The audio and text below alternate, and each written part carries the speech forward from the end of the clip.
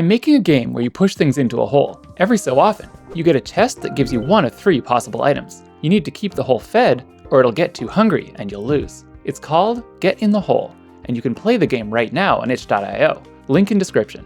You might think that I got the idea from Donut County, a really cool puzzle game also based around a hole, released in 2018. That game does indeed have a very similar looking hole, but in fact, I had never heard of Donut County. Thanks for telling me.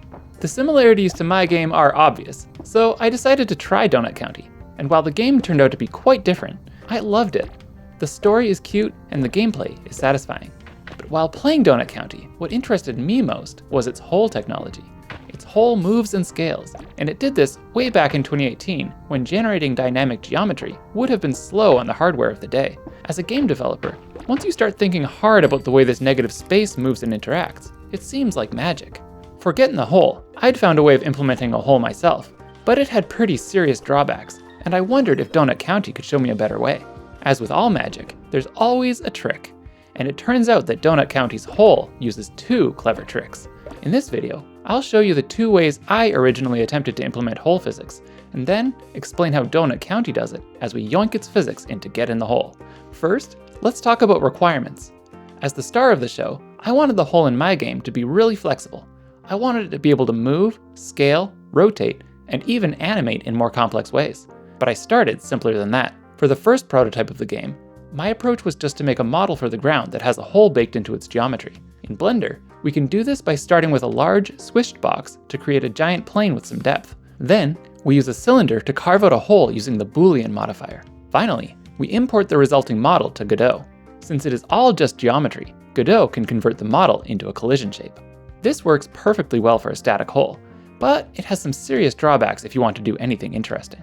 If you want to transform the hole, you have no option but to transform the entire ground. This is pretty unnatural when you want to sell the idea that only the hole itself is moving. And on top of this, I envisioned some crazy dynamic holes like this, simply impossible with a static mesh.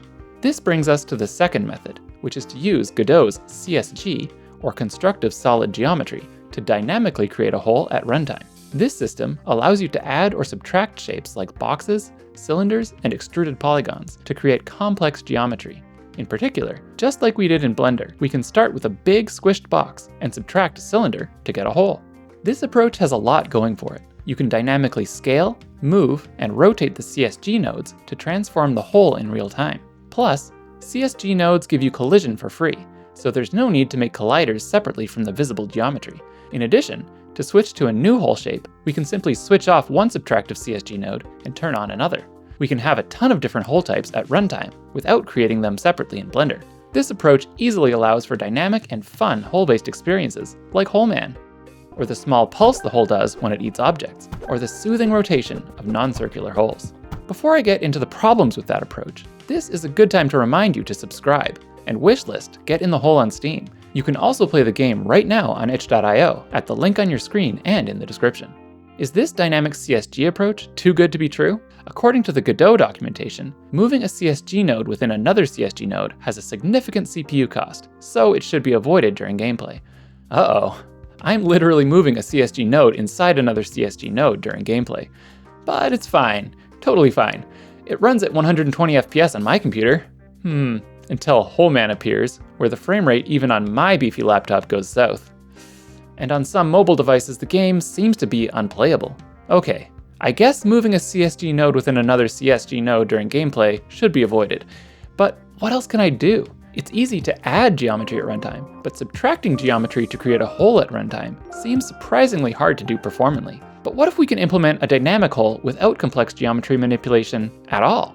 Enter Donut County. Somehow, it has a dynamic hole that moves and scales. Moreover, they'd done this in 2018, targeting significantly older hardware. Their hole is slightly less ambitious than mine, being only a circle, but it still solved most of the problems I had. This game had to have answers. I got lucky, and back in 2018, Rock Paper Shotgun had published an article titled How Donut County's Hole Works, which is the only source I found on this topic so far. The article is a bit short on technical details, but it gave me enough to work out more or less what's going on with Donut County. I had been thinking about holes wrong this whole time, too much like a real object. The genius of Donut County is that it treats holes as 2 distinct parts.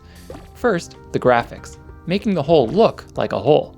and second, the collision physics, making objects able to fall through the hole. While my previous approaches had handled these two aspects with the same system, they don't actually need to be handled in the same way. CSG constructed a real mesh to both display the hole and handle collision detection, but in Donut County, they actually handle each part of the problem quite separately. So, let's first look at how Donut County handles the hole's appearance and try to re-implement that in Godot. Here's what the article says. The hole has a portal stretched over it that lets you see through the ground and therefore into the hole. This portal idea may sound complex, but it turns out it's actually reasonably simple to implement.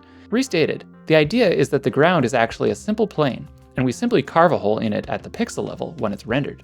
And we can do that easily in Godot with its recently added stencil buffer feature. Here's the plan. First, we make the ground, a simple infinite plane. Then, we make an infinitesimally short cylinder where we want the hole to be displayed. One might even call this a circle. And as you can see, it just looks like a circle, not a hole. That's where the stencil buffer comes in. The stencil buffer is basically just a special place that we can stash data from objects being rendered, and then use it to render later objects. Here's how it works in practice. Materials are Godot's way of representing how an object should be rendered, and Godot's standard material allows us the option of writing to the stencil buffer when an object is rendered, in this case, the circle. If we then make the circle transparent, then the circle isn't rendered at all, but it still has its data written to the stencil buffer. Now, to actually carve the hole in the ground, we modify the ground's material to read from the stencil buffer, only outputting pixels if there isn't data in the stencil buffer. In other words, it won't display anything where the circle is. As you can see, this makes the ground transparent exactly where the circle was, creating a hole. The important part is that the ground's actual geometry is never touched. Nothing is being cut, nothing is being subtracted. We are just refusing to draw certain pixels. The hole isn't really a hole, it's a mask. Of course, since we simply carved out a circle, the hole has no depth and doesn't look 3D. We can fix this by putting a cylinder with no top or bottom inside the hole to give the appearance that the hole has sides. We also have to flip its faces so that they face into the cylinder rather than out. Beautiful. But there is a problem. All we've actually done is change the graphics. Objects still just sit on top of the hole, as if it's a solid surface. We need to do something to make them fall in. Let's go back to the article. Here's what it says about physics. The secret of the hole is that Donut County runs two physics universes at once, the hole's world and the real one. When an object gets within the range of the hole, it stops respecting the normal ground and starts respecting the hole's physics. This might sound complex, but in Godot this is actually pretty simple, because Godot allows us to decide for each object what collision layer it is in, and then it will only collide with other objects that share that collision layer. Plus, we can instantly change that layer at runtime, so we can smoothly transition between physics universes, as the article puts it. In my game, what this means is that for most objects in the world, they use the simple, infinite ground collider by colliding with layer 2. This stops them from falling into the ground. But for objects that get close to the hole, they switch to layer 4, which contains only a donut-shaped collider that allows objects to fall into the hole. This stops them from falling into the ground near the hole, but allows them to fall inside the hole. Here's what the world looks like from the point of view of an object. I legitimately wonder if this donut-shaped collider is what inspired the name, Donut County. I find this approach quite clever. I had previously considered disabling collisions for objects falling into the hole, but never thought of entirely changing what the objects actually collide with. How do we actually construct this inner donut? The easiest way I found to construct this collider is with our old friend, Godot's CSG system. This time, we don't need to worry about performance, because we're not using it in real time. We make two cylinders, one exactly the size of the hole, and one a little bigger. Then, we subtract the smaller cylinder from the big cylinder. Once the final CSG shape exists, we can bake it into a collider. We can do a similar process to create a square hole, a triangle hole, and a star-shaped hole. For all of these holes, moving, scaling, and rotating them is easy, since we're just moving, scaling, and rotating a few regular objects, and the stencil buffer and collision layer switching systems make it look like the hole is moving. No dynamic geometry needed. But what about our friend, Hole Man? Since he's animated in a somewhat complex way, I decided to do some geometry generation to create the stencil buffer shape and the walls of his hole. His collision shape is simply the circle plus a triangle piece for his mouth. Now, there's something to keep in mind with the Donut County approach, which is that if the donut is not big enough and you have a long enough object, it can awkwardly fall off the outside of the donut, which isn't what we want.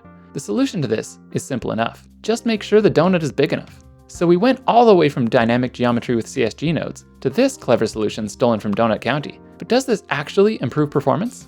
On my laptop with the CSG approach, we get an FPS of around 185 with a static circular hole. And when Holeman appears, which epitomizes the dreaded moving a CSG node within another CSG node, the FPS drops to under 90.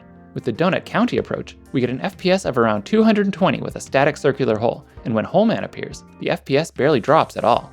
Overall, it's a huge improvement, and it was ultimately critical to making the game playable on my son's Pixel 3a. I later improved mobile performance even further with other tricks, but all of it rested on not using up 100% of the CPU for unnecessary CSG calculations.